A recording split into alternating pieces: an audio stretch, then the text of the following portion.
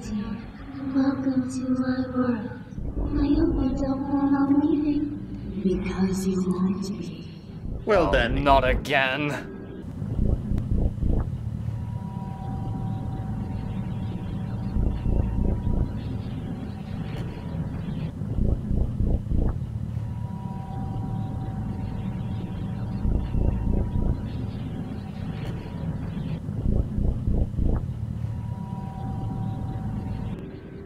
Well then, isn't this a lovely introduction? Hello everyone, welcome to Madhog and MADPlay a game. Yeah, so shocking, right? Starring Madhog and Divar, and we're back playing this SPC 087 mode, B mode, called Mod. I keep misspelling it, I keep saying Mod Flanders instead of Mod. Anyway, of Annatier's Descent, made by Reitana Seishin, whom is an artist that we tackled a couple of times before, but I really felt like we needed to expand on her more than we did before, because I don't think the last two times we talked about this artist, this YouTuber, animator, writer, all-around talented artist, we actually made any justice to her. So here we are again, playing this game that has a lot in terms of background and context, way more than our silly improv could ever, imply last time we played this, because yes, I felt that me and Devar, well, specifically Devar, he's playing, needed to retackle, like, once again this game and play it properly instead of adding our silly improvisation lines and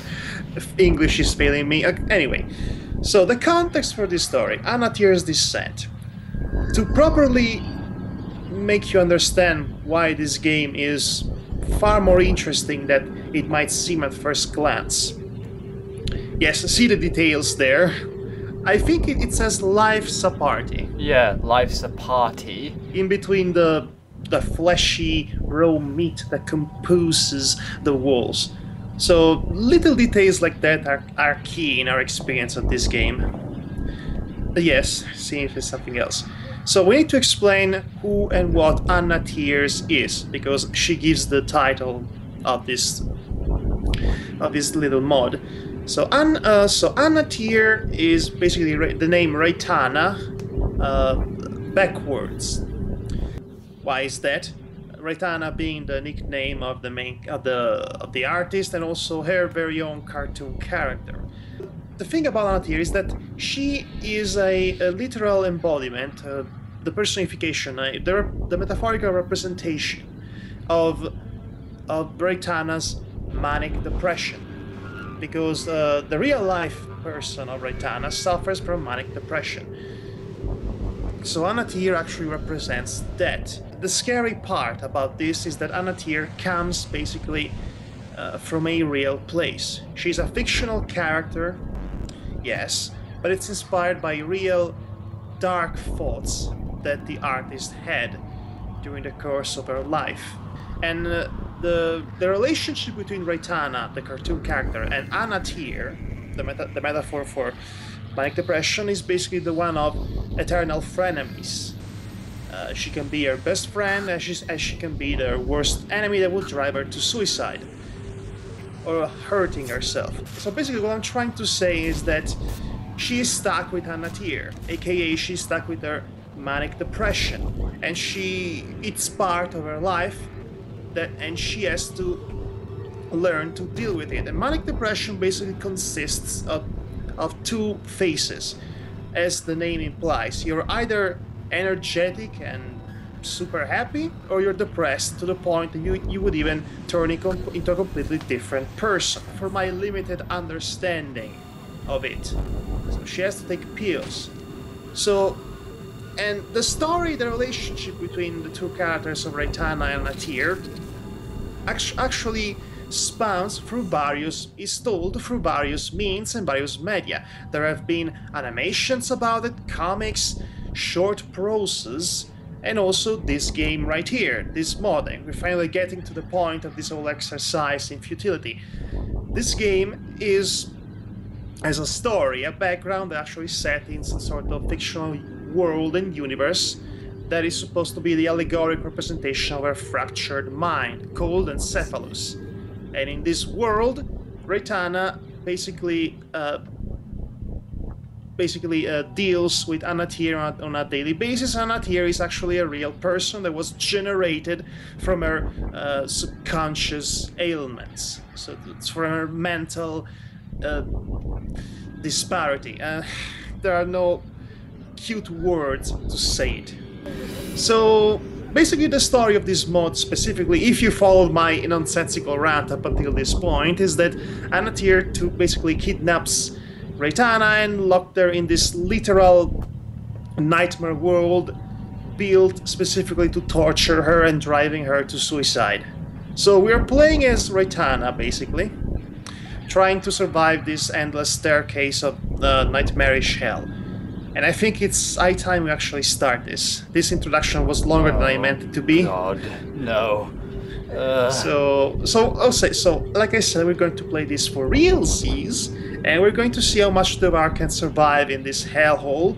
And yes, that's pretty much the gist of it. So let's begin Annatier's descent. Oh, if I didn't want to come back here. This game is too real for me because it's too real because it's like it actually comes from a person who actually made it into, you know, from their own soul, so to speak. Yes, like I said, this is the kind of game that gets scarier and scarier once you uncover the context and the background of it.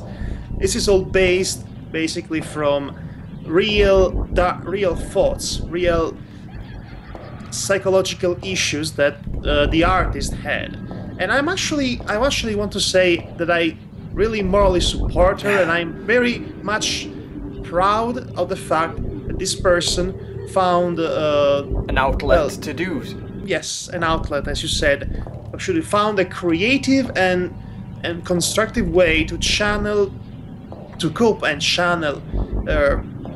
cope with her problems and channel them into something that's really, well, interesting to behold from various standpoints. And in fact, you should actually go check some of her animations and arts and short works of literature as well. It's really quite inspiring what she can get done. Actually, she's really talented, and I'm kind of jealous because she can do so many things. I can only do one thing, and that is rant about stuff. Especially stop motion animation, from what you told me. Yes, she did stop motion animation of mostly Vocaloid music videos, from what I've seen. But yes, she's a multi-layered, multi-talented person. So that's really something to admire to begin with. Well, what really adds to the atmosphere is the atmospherics she uses in this, as well as the very, you know, not only the graphical aesthetics, but also the way it's presented. It's like, yes, usually when horror games are made, they basically make sure it's clear and crisp so you can see every What was that? Yes. I heard a corpse. Okay, and the other aspect that makes for a great atmosphere is the fact that we have a really complex sound department. Also not to mention that the blurry vision effect basically gives it that, gives you some small context to, it's like it gives you a clue to where you are. Oh, thank goodness it's just a banister. I thought it was someone's hand. Since we're not pretending we are two characters in this game for our own amusement, we can actually talk a bit more in depth on what makes this game, what composes this game. Oh no! Gaming digests. What happens? Dead end. Oh, thank goodness there was a way out. Okay, remember to... Okay, calm down. So, you see, these walls of flesh, as well as the metallic pavement there, are actually, I believe, taken from the game Silent Hill 4, The Room. Also, all of the background sounds are taken from that game, I believe, and other things. The occasional bursts of diabolical and creepy laughter and other such vocal performances, they are Reitana herself. She has a very natural creepy laughter. Please don't sing in my ear. Yes, see, that's... Yeah, the game just provided a perfect example of what was I talking about. So there's a lot of cliches here, but they're done in such a way that they're perfect for atmospherics. Yes, I said that already, well, off the air, that I believe this mod is actually better than the original game. The original game was just this grey, boring hallway with a little startling moments thrown in the phone. No. Ah, yes, I believe that was Annatier's face you just saw in the darkness. What, it was actually her face? Yes, later on, be mindful of Googling Annatier on Google to see what her appearance actually is. Mouse! For goodness sakes, help me! Oh, yes. Okay, so this also tends to happen. The game takes momentary control of your movement faculties. I thought it was because my mouse went out of the window, but... Let's go with that. I hope so, anyway, but because... Okay, so what floor is this, by the way? 15. Oh, you're already at the 15. You're doing great, Devar. Better than the first time, that's for sure. Right, I thought I went down further than 15 last time. Oh god, why do you bring me back down here? We could have done anything else but this. But this is more interesting. I believe this deserves some proper recognition. It definitely deserves more than our, silly improv, I believe. This deserves to be talked about and explored and... Oh, I thought the area changed around me for a second. Actually, I think it tends to. I believe you cannot go back from where you came from. 17.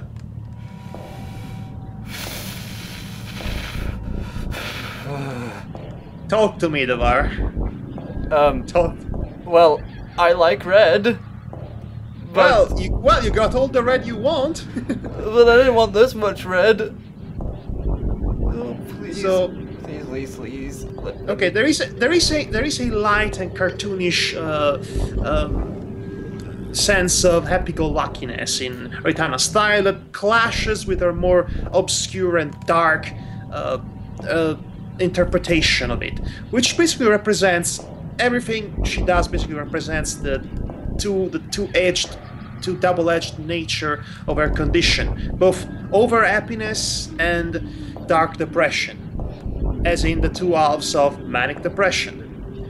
So this is basically the latter half, unfortunately. So it's all downhill from here, almost literally. No offense, but I'm getting so much tension from this game just from playing this. That's good. That's good, and that means she actually accomplished her job. When she made this game, she was set out to make a version of the original version that was to be 5 times scarier. Oh no! Hole. Ocho, turn around. You never know when something could be behind your back. So you better. Wait.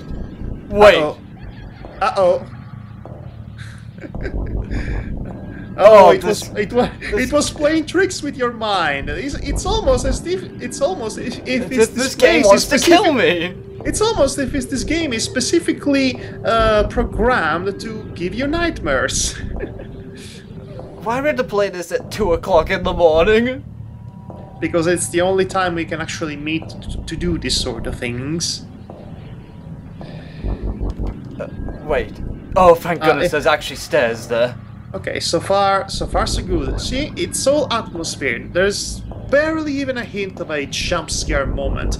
So you are soaking in this isolation, this claustrophobic sense of breathtaking dread and despair and foreboding that's in this place. Yes, all the cool words, basically. Yes. No! Please. What happened? Darkness. Please. Light. What? Okay, What? you're not dead. You're not dead. You're not dead. Wait, what? What's going on? I'm confused. Which one? Okay. The way down is the way to go. Okay, that was interesting. Something that happened, most certainly. Yes, it took away sight away from me, and that's scary. It's like as if you suddenly had sight, and suddenly it just took it away from you, and that's scary in itself. If you live most of your life using that one sense of seeing, and then suddenly it's taken away from you, and that draws that fear out of you into this game. Do you want to make this game even scarier? No. Think about the real life implication. This may very well be how a person who suffers from manic depression feels like or experiences when she's actually in the depression state of the manic depression issue. So really, this is something that really, like I said, it gets scarier and more dreadful the more you think about the context, the implications, and the background of it. Not that the game itself isn't scary enough because of its all well-crafted atmosphere and walls of raw meat and blood and life's a party and what have you. but it only enhances the experience having the background and the context present in your mind as you explore the darkest depths of this nightmarish hell. Well, I don't want to sound too spiritual, but I did get a sense of an aura from this game because you can, I don't know why, you can actually sense when something is done from the heart, while other games you can tell when they're not done from the heart. More from the mind than the heart in this case. No, but I get what you say. What? Someone breathed in my ear. Uh-oh. Better go on. Okay, if the world freezes over suddenly and there is nothing ahead of you, then just run ahead. I cannot run in this game, sadly. Okay, you know what I mean. Walk ahead, move ahead, do anything but stay still. Oh no. This keeps going right and right. I hope it's just I'm surprised you haven't met anything yet. You're supposed to come face to face with an entity called Manic, which, as the name suggests, cannot wait to meet you. Floor 28? We're doing great. We're doing great. You're doing great, Tovar. I believe in you. And then suddenly Freddy comes in and he changes the tempo. Sorry if I'm not in a joking mood, folks, and Madhog, but... That's good. We want you scared. A scared Tovar is No! Please! No! It's in front of you! Back pedal!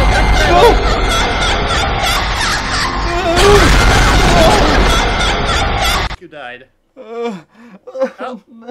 Okay, Tovar died, and the sad thing is, we didn't even see what actually killed him. That's too bad. That's a shame, really. I really wanted to see the monster in that. Tovar, play it again. No.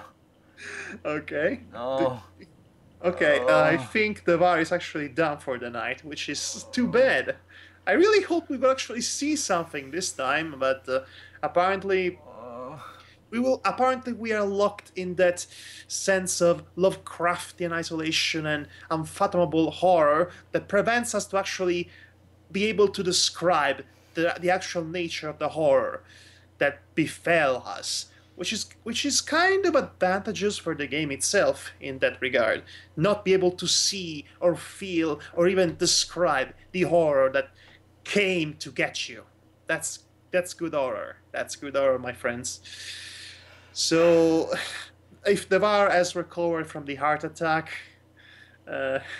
I'm here. I'm here still. Okay, do you feel like giving it a second try?